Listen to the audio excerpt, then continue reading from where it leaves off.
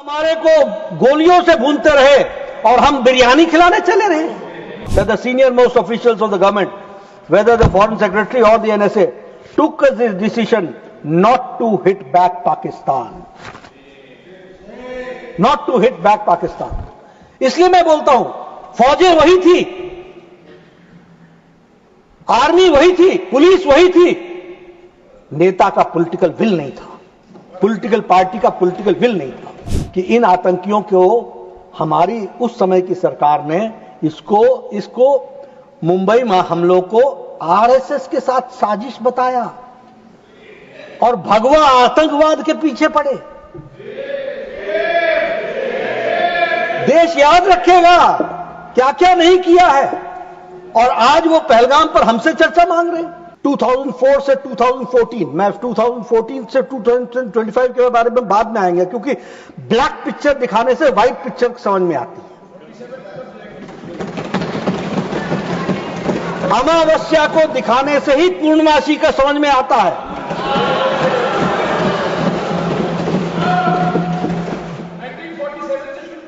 नहीं, मैं एक ही फेज ले रहा हूं, वहां से शुरू करूंगा, वो बहुत तक मुझे कोई आपत्ति नहीं है, लेकिन मैं चाहता हूं कि आप इसी पूर्णमासी को देख लीजिए, वही बहुत है। देखिए, श्रमजीवी एक्सप्रेस में जौनपुर में 2005 में हरकत उल जिहाद में बम ब्लास्ट किया, 14 लोग मारे गए, 62 लोग हताहत हुए, कोई एक्शन नहीं लिया गया। No action was taken. Let this be on record. जो लोग हमसे आज पूछ रहे हैं पहलगाम का क्या हुआ, पहलगाम का क्या हुआ, वो पूछने के पहले अपने गिरबान में जरूर झांक करके देखें कि उन्होंने कब क्या किया।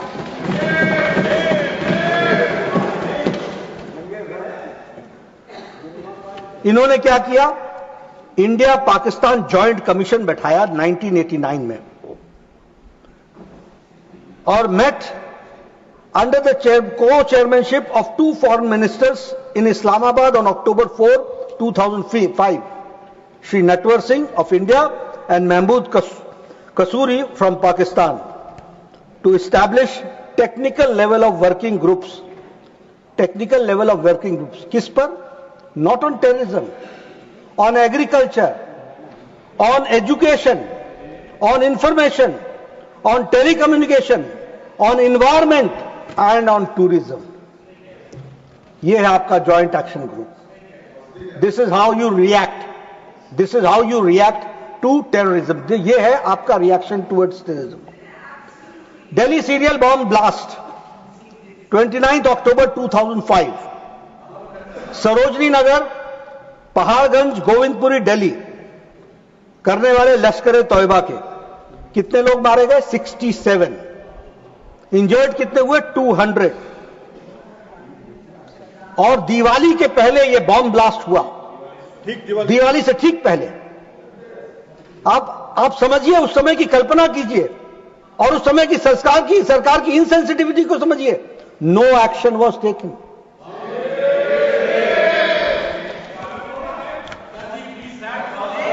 Please John Brittas. Varanasi bomb blast, March 7, 2006, Sankat Mochan temple, Varanasi cantonment और रेलवे स्टेशन पर अटैक किया हरकत उल जिहाद ने। मरने वालों की संख्या 28, हताहत हुए 100। No action was taken. Mumbai train bomb blast 11th July 2006, Indian Mujahideen Lashkar Taiba, और उन्होंने इंडियन मुजाहिदीन ने लश्कर तौयबा के साथ सहयोग करके इसको अटैक को किया। How many killed? 209, 209 लोग और 700 लोग हताहत हुए। इसके बाद एक जॉइंट एंटी टेररिज्म मैकेनिज्म बनाया गया और इसमें बनाने में, जिसमें स्टेट पॉलिसी ऑफ टेररिज्म कैसे बनेगा इसको तय किया गया। और यह मैकेनिज्म 2 महीने बाद इसकी मीटिंग हुई और 7 महीने बाद इसकी दूसरी मीटिंग हुई, no action was taken. और सबसे बड़ी बात कि हमले भी होते रहे और पाकिस्तान के साथ ट्रेड भी चलता रहा, टूरिज्म भी चलता रहा, टेलीकम्युनिकेशन भी चलता रहा, एग्रीकल्चर भी चलता रहा, बातचीत भी चलती रही। थार एक्सप्रेस में 18 फरवरी 2006 को वो शुरू हो गई। शिपिंग सेक्टर में इंडिया और Pakistan signed revise shipping protocol इन 2006। ये घटना के बाद की घटना बता रहा हूं मैं, कैसे आपने किस तरीके से पाकिस्तान के साथ आपने डील किया है उसकी मैं एक सच्चाई रख रहा हूं। अटैक हुआ 2007 में, serial bomb blast in Gorakhpur Uttar Pradesh, हरकत उल जिहाद ने किया, 11 लोग मारे गए। 2007 में ही सीरियल बॉम्ब ब्लास्ट हुआ एक साथ लखनऊ, अयोध्या और वाराणसी, हरकत उल जिहाद ने और इंडियन मुजाहिदीन ने किया। उसी तरीके से 1 अक्टूबर 2007 को आपने, ये 2007 की घटना के बाद आपने दोनों साइड से वाघा बॉर्डर और अटारी बॉर्डर से आपने गुड्स कैरियर्स को जाने की परमिशन दे दी। ये बोनस में दिया। एयर सर्विसेज की एग्रीमेंट को इंडिया और पाकिस्तान ने साइन किया, 12 फ्लाइट्स को 28 फ्लाइट्स में कन्वर्ट किया। आप सिर्फ अपीज करते रहे और कहीं भी टेरर के नाम पर आपने प्रेशर नहीं पाकिस्तान पर दिया। ये मैं इसलिए आपको ये याद दिलाना चाह रहा हूं क्योंकि आपको पूर्णमासी तब समझ में आएगी जब आप अमावस्या के दिनों को जानेंगे कि आज मोदी जी की गवर्नमेंट ने क्या क्या किया है, किस तरीके से एक्शन लिया है, इस बात को समझेंगे। 31 दिसंबर 2008 को रामपुर में सीआरपीएफ के कैंप पर हमला हुआ।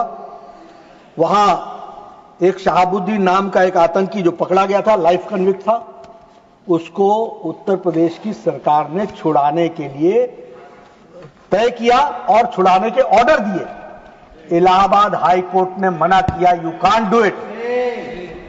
अपीजमेंट की हद कहां तक पहुंच गई यह भी हमको समझ लेना चाहिए। जयपुर का बॉम्ब ब्लास्ट 13 मई 2008, place of attack multiple locations in Jaipur, Indian Mujahideen इसमें इन्वॉल्व थी। 71 people were killed and 185 injured. और इसके बाद क्या हुआ 2008 में, इंडिया और Pakistan agreed on a set of specific Kashmir specific confidence building measures. हम कॉन्फिडेंस बिल्डिंग मेजर्स पर चले रहे, वो हमारे को गोलियों से भूनते रहे और हम बिरयानी खिलाने चले रहे।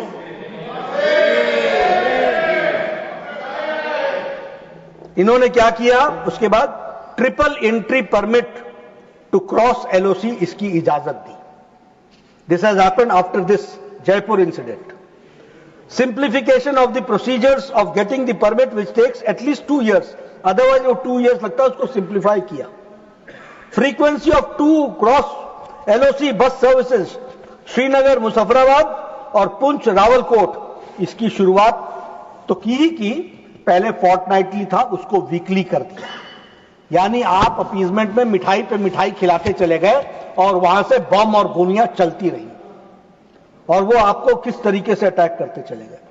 Bangalore serial bomb blast multiple locations पर बैंगलोर में किया गया, उसमें students Islamic Simi was involve, उसमें लोग मारे गए और 20 लोग इंजर्ड हुए। Ahmedabad serial bomb blast in 2008 जुलाई 26, इसमें भी मल्टीपल लोकेशंस में अहमदाबाद में हुआ और इसमें भी इन्वॉल्व इंडियन मुजाहिदीन था। पीपल किल्ड 56, संख्या देखिए साहब, कहीं 70, कहीं 56, कहीं 100, कहीं 209 और over 200 people were injured. Delhi serial bomb blast 13 सितंबर 2008, Connaught Place, Gaffar market and other areas in Delhi, involve Indian Mujahideen, people killed 30, injured 133, हताहत हुए। और आपने क्या किया इसके बाद, ये घटना है 2008 की, 2008 की। आपने क्या किया, हमारे पूर्व प्रधानमंत्री स्वर्गीय Manmohan Singh met with Asif Ali Zardari on September 2008 at Muzaffarabad, and Puch Rawalkot Road was also open to trade on October 21, 2008. ये हमसे पूछ रहे हैं पहलगाम का क्या हुआ, पहलगाम का क्या हुआ। ये तो वही हुआ कि जिसने जो मुजरिम था वही जज बन करके हमसे पूछने बैठ गया। Mumbai terror, Taj Mahal hotel, Oberoi Trident, Shahbad house, Chhatrapati Shivaji terminal, Lashkar Taiba ने इसकी जिम्मेदारी ली। मरने वालों की संख्या 166 और हताहत होने वाले की संख्या 300। हमारी सरकार ने क्या किया? डोजियर भेजा, dossier. 26/11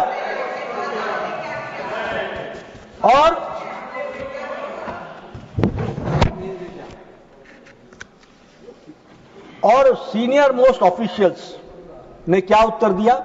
what was there? It is on record that the then senior most, जिसके बारे में आदरणीय विदेश मंत्री जी ने उस स्टेटमेंट को पढ़ा है, मैं उसका ऑब्जर्वेशन बता रहा हूं। It is on record that the senior most officials of the government, whether the foreign secretary और the NSA, took this decision not to hit back Pakistan. Not to hit back Pakistan. इसलिए मैं बोलता हूं, फौजें वही थी,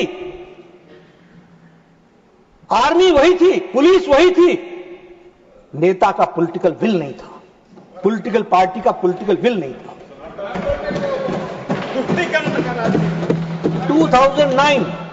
2009 Russia में Shanghai cooperation organisation की dialogue शुरुआत हुई। ये इसके बाद है, ट्राइडेंट के बाद। और हमारे विदेश मंत्री जी ने इससे पहले स्टेटमेंट में बताया है कि 2009 में, 2008 में घटना घटी थी, 3 महीने बाद 2009 के जनवरी फरवरी में शायद ब्रिक्स में जिक्र तक नहीं हुआ इतने बड़े अटैक का। There was no discussion on, no reference to it. उसी तरीके से इजिप्ट में 2009 में शर्म अल शेख में संयुक्त बयान दिया गया। शर्म अल शेख, क्या शर्मनाक बयान, शर्म अल शेख में शर्मनाक बयान। और क्या किया? भारत के अंदर टेररिज्म को बलूचिस्तान के साथ जोड़ दिया और हम पार्ट एंड पार्सल बन गए, इक्वल्स पर आकर के खड़े हो गए। Both leaders agreed that the terrorism is a main threat to both countries. Both countries means Pakistan जिसकी टेररिज्म हरकत में है, फितरत में है, उसको हमने एक तरीके से क्लीन चिट दी। Both leaders affirm that they will resolve fight terrorism to cooperate with each other.